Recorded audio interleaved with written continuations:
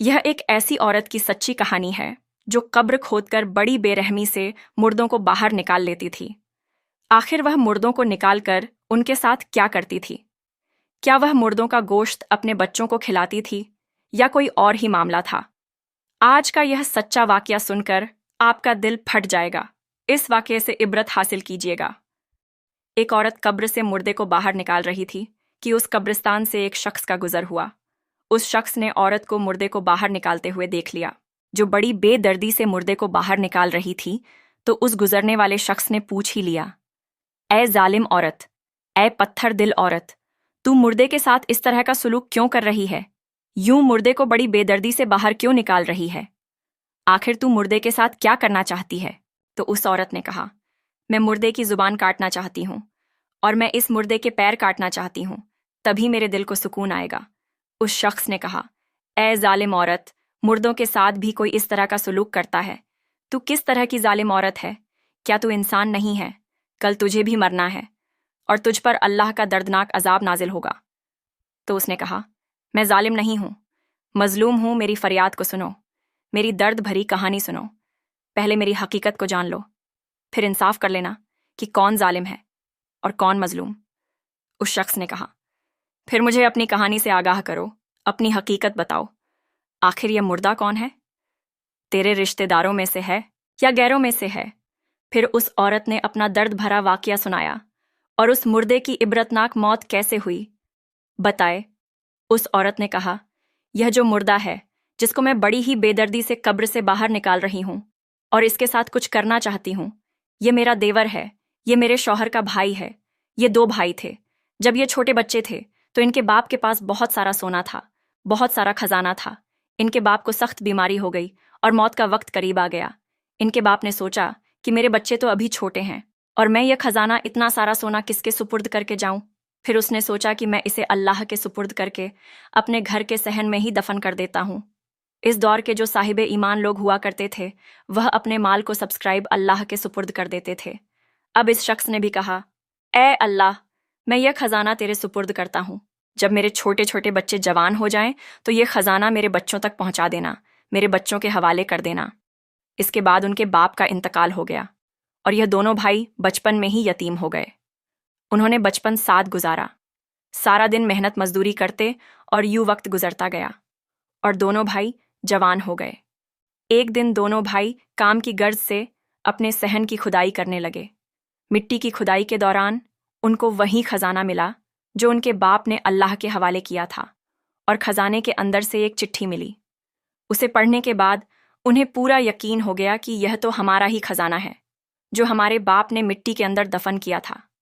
دونوں بھائی خزانے کو دیکھ کر بہت ہی خوش ہوئے کہ اب ہمارے غریبی کے دن چلے گئے ہیں، اب ہم امیر ہو گئے ہیں، اب ہمیں محنت مزدوری نہیں کرنی پڑے گی۔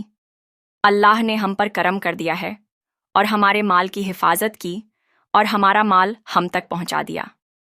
اور ساتھ دل میں یہ احساس بھی تھا کہ کیسے ہمارے باپ نے ایک ذرہ ذرہ کر کے یہ خزانہ جمع کیا ہوگا۔ مال کے ملتے ہی جو بڑا بھائی تھا، یہ جو ظالم مردہ پڑا ہے، اس کی نیت بدل گئی۔ اس نے اپنے چھوٹے بھائی کو مارا پیٹا اور کہا، یہ خزانہ تیرے باپ کا نہیں ہے، یہ خزانہ تو مجھے ملا ہے۔ چھوٹے بھائی کو مار پیٹ کر خزانے کا اکیلا وارث بن گیا۔ خزانے کے ہاتھ لگتے ہی اس نے عالیشان محل بنوائے، بادشاہوں کی طرح زندگی گزارنے لگا۔ نوکر چاکر اور زندگی کی ہر سہولت اس نے حاصل کر لی، اور چھوٹا بھائی در بدر بھٹکتا پھر رہا تھا۔ یہ نادان مردہ پیسوں کے ملتے ہی ظالم بن گیا۔ اس کے پاس جو کتے تھے وہ بھی دودھ پیتے تھے اور گوشت کھاتے تھے، اور میرے بچے سوکھی روٹی کو بھی ترستے تھے۔ اچھے کھانے انہوں نے کبھی دیکھے بھی نہیں تھے، اور گندا پانی پیتے تھے۔ یوں میرے بچے بھوک اور گندا پانی پینے کی وجہ سے شدید بیمار ہو گئے۔ جب میرا شوہر اپنے بھائی کے دروازے پر اپنے باپ کی وراثت میں سے اپنا حق مانگنے جاتا تو اس کو مار پیٹ کر وہاں سے نکال دیتا۔ بڑے ہونے کی حیثیت سے کہتا، یہ مال تو تیرے باپ کا نہیں ہے، یہ خزانہ تو مجھے ملا تھا، اور پھر اس خزانے میں تیرا کیا حق بنتا ہے؟ چل دفع ہو جا یہاں سے، اور دوبارہ اپنی شکل مجھے نہ دکھانا۔ چھوٹا بھائی ہاتھ جوڑ کر درخواست کرتا اور روتا ہوا کہتا، میرے بچے 3 دن سے بھوکے ہیں اور شدید بیمار ہیں، خدا کے لیے مجھ پر رحم کرو۔ باپ کی وراثت میں سے جو حصہ میرا ہے وہ مجھے دے دو، زیادہ نہیں تو تھوڑا بہت ہی دے دو۔ ताकि मेरे बच्चे 2 वक्त का खाना ही खा सकें। अगर बाप की विरासत में हिस्सा नहीं देते तो ना दो, लेकिन खाने के लिए रोटी तो दे दिया करो। मैं तुम्हारा भाई हूं, हमारा उठना बैठना एक साथ गुजरा, हमारा बचपन एक साथ गुजरा। तेरी नीयत किस तरह बदली कि तू जालिम भाई बन गया और भाई पर जुल्म करने लगा। लेकिन उस जालिम ने छोटे भाई पर रहम ना किया और उसे वहां से भगा दिया। यूं वक्त गुजरता गया। एक दिन मेरा गरीब शौहर बच्चों की भूख को बर्दाश्त ना कर सका। उसकी आंखों के सामने उसके बच्चे भूख और बीमारी से तड़प रहे थे। मुझे कहने लगा, एक बार फिर से अपने भाई के पास जाता हूं। शायद इस बार मेरे भाई को मुझ पर तरस आ ही जाए। आखिर हमारा खून तो एक ही है। वह भाई के दरवाजे पर गया, जहां मालदार भाई के कुत्ते बंधे हुए थे। भाई ने कहा, यहीं इन कुत्तों के पास बैठ जाओ। वह वहां जाकर बैठ गया और हाथ जोड़कर कहने लगा, मेरे भाई, मुझे एक बात तो बता कि अगर अभी के अभी मैं तेरे दरवाजे पर मर जाऊं तो तू बता, तू मेरे साथ क्या सुलूक करेगा? यकीनन तू मेरा भाई है, तुझे मेरी मौत का दुख होगा। तो वो जालिम भाई कहने लगा, अगर तेरे जैसा कुत्ता मेरे दरवाजे पर मर भी गया ना, तो मैं यह करूंगा कि तुझे कफन देकर दफन कर दूंगा। यह सुनकर मजलूम भाई की चीख निकल गई।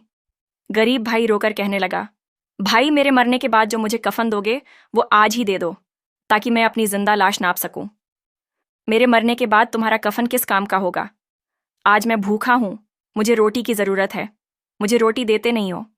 मेरे बच्चे रातों को भूखे सोते हैं, वह भूख की वजह से मरने के करीब हो गए हैं, तो तुम्हारे कफन का मैं क्या करूंगा? वह भी अपने पास रखो, वह तुम्हारे अपने ही काम आएगा। खुदारा, मुझे मेरे बाप की विरासत में से हिस्सा दे दो। जब मेरा शौहर जालिम भाई को बार बार इल्तिजा करने लगा, तो गुस्से में मेरे शौहर ने जो 2-4 कड़वी बातें कही थीं, वो कड़वी बातें सुनते ही जालिम भाई आग बबूला हो गया और गुस्से में आकर उसने फौरन ही नौकरों को यह हुक्म दिया कि इसकी जबान काट दो। इसकी जरूरत कैसे हुई कि मेरी तौहीन करें अभी, और इसी वक्त इसकी जबान काट दो। इस जालिम का यह हुक्म सुनते ही मेरे शौहर की जबान काट दी गई, मजलूम की जबान कट गई। लेकिन इस जालिम ने फौरन ही हुक्म दिया, यह जो बार बार आकर मुझे तंग करता है, यह कहता है कि मुझे मेरे बाप की विरासत में से हिस्सा दो, मुझे परेशान करता है। ऐसा करो कि दोनों पैर भी इसके काट दो, ना पैर होंगे और ना ही यह मेरे पास दोबारा आएगा। इस जालिम को जरा भी रहम नहीं आया कि यह मेरा छोटा भाई है। मेरा शौहर जख्मों की दर्द को बर्दाश्त ना कर सका और वहीं पर फौत हो गया।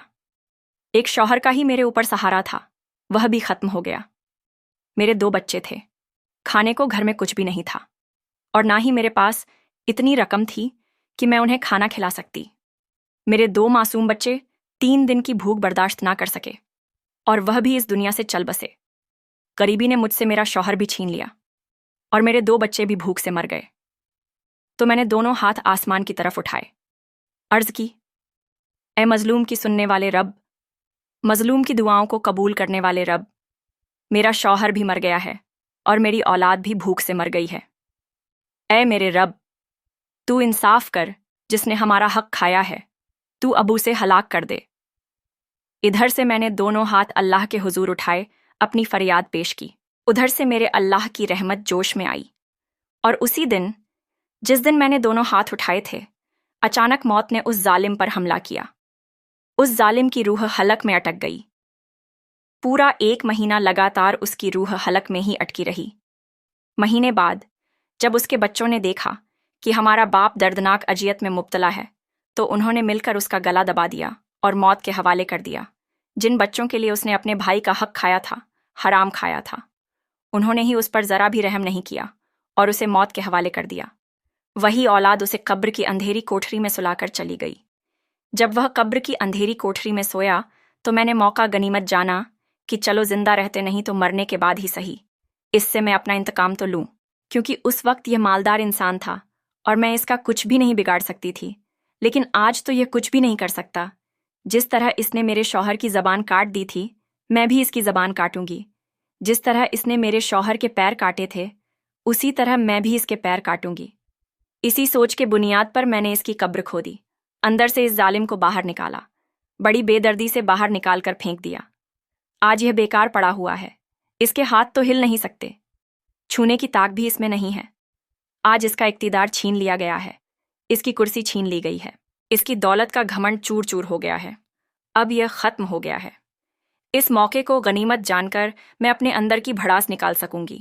یہ بہت ہی انتہا کا ظالم انسان تھا، اسے اپنے سگے بھائی پر ذرا بھی ترس نہیں آیا تھا۔ آج میں بھی اس پر رحم نہیں کروں گی۔ اللہ تعالیٰ کو کچھ اور ہی منظور تھا۔ اس عورت پر اچانک نیند کا غلبہ آنے لگا، اس نے مردے کو وہیں چھوڑا اور وہیں پر بے ہوش ہو گئی۔ پھر وہ شخص جسے وہ یہ سارا واقعہ بیان کر رہی تھی، جب اس نے دیکھا کہ یہ لاش بھی قبر سے باہر نکلی پڑی ہے اور عورت بھی یہیں پر بے ہوش ہو گئی ہے، تو وہ ڈر کے وہاں سے بھاگ گیا کہ کہیں یہ سارا معاملہ مجھ پر ہی نہ آن پڑے۔ اس عورت پر جیسے ہی نیند کا غلبہ ہوا تو اس نے خواب میں دیکھا کہ اللہ تعالیٰ نے اس مظلوم عورت کو جنت کی سیر کرائی ہے۔ وہ خواب میں سیر کرنے لگی۔ جب سیر کرتے کرتے اس نے جنت میں ایک خوبصورت اور عالیشان محل دیکھا، جس میں اس کا شوہر اور دونوں بچے سکون کی زندگی گزار رہے تھے اور طرح طرح کے کھانے کھا رہے تھے۔ وہاں پر وہ اپنے شوہر کے پاس جاتی ہے اور اس سے کہتی ہے، تم یہاں پر کیا خوش ہو؟ تو اس کا شوہر کہتا ہے، ہاں، میں اور میرے بچے یہاں پر بہت زیادہ خوش ہیں۔ اچانک تم بھی ہمارے پاس آ جاؤ گی اور پھر ہم سب مل کر یہاں اچھی زندگی گزاریں گے۔ پھر اس عورت نے پوچھا، یہ عالیشان محل کس کا ہے؟ تو اس کو بتایا جاتا ہے کہ اللہ تعالیٰ فرماتا ہے کہ غریب لوگ جو غربت پر صبر کرتے ہیں، جن پر ظلم ہوتے ہیں اور وہ صبر کرتے ہیں، صبر کرنے والوں کے لیے یہ عالیشان محل بنایا گیا ہے۔ یہ سب سنتے ہی وہ عورت خوش ہو جاتی ہے کہ میری اولاد اور میرا شوہر یہاں پر خوش ہے۔ پھر اچانک اس عورت کی آنکھ کھل گئی۔ جیسے ہی اس کی آنکھ کھلی تو وہ کہنے لگی، یہ میں کیا کر رہی ہوں؟ میں تو صبر کا دامن چھوڑ رہی ہوں۔ مجھے تو صبر کا دامن مضبوطی سے پکڑنا چاہیے۔ 4 دن کی زندگی تھی، 3 دن گزر گئے، باقی 1 دن پڑا ہے۔ پتہ نہیں کب یہ بھی گزر جائے۔ جب یہ 1 دن گزر جائے گا تب میں مر جاؤں گی۔ جو خوبصورت اور عالیشان محل میں نے جنت میں دیکھا ہے وہ میرے بھی حصے میں آئے گا، کیونکہ مجھ سے بڑا مظلوم تو اس دنیا میں کوئی نہیں ہے۔ میرے بچے غربت اور بھوک کی وجہ سے مر گئے، شوہر بھی غربت کی وجہ سے مر گیا۔ یہ سوچ کر اس نے اس مردے کے ہاتھ پیر اور زبان کاٹنے کا ارادہ ترک کر دیا اور سوچا کہ میں مردے کو واپس سے دفن کر دیتی ہوں۔ جیسے ہی اس نے مردے کی طرف دیکھا تو وہ حیران رہ گئی کہ 2 کتے اس کو کاٹ رہے ہیں۔ ایک کتا اس کی زبان کو کھا رہا ہے اور دوسرا کتا اس کے پیروں کو کھا رہا ہے۔ جب عورت کتوں کو بھگانے کے لیے ان کے قریب گئی تو دیکھا کہ یہ تو وہی کتے تھے جو اس ظالم کے پالتو تھے۔ ہاں، یہ تو وہی کتے تھے جن کو یہ گوشت کھلاتا تھا، جن کو دودھ پلاتا تھا۔ میرے بچے سوکھی روٹی کے لیے ترستے رہے اور اس ظالم کے کتے دودھ اور گوشت کھاتے رہے۔ بے شک اللہ انصاف کرنے والا ہے۔ اللہ کسی پر رائی کے دانے کے برابر ظلم معاف نہیں کرتا۔ امید ہے کہ آپ کو یہ عبرتناک واقعہ پسند آیا ہوگا۔ اگر پسند آیا ہو تو ویڈیو کو لائک اور ہمارے چینل کو سبسکرائب کریں۔ ویڈیو کو شیئر ضرور کریں۔ شکریہ۔ اللہ حافظ۔